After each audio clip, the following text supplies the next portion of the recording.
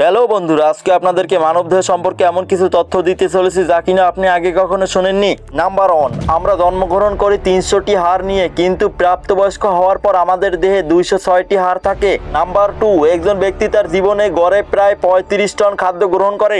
Number 3, আমাদের মানবদেহে প্রায় 10,000 ট্রিলিয়ন কোষ রয়েছে।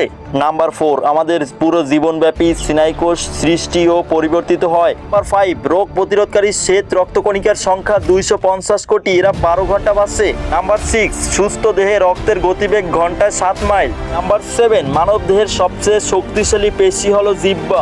বন্ধুরা, যদি ভিডিওটি ভালো লেগে থাকে ভিডিওতে লাইক দিয়ে চ্যানেলটি সাবস্ক্রাইব করুন।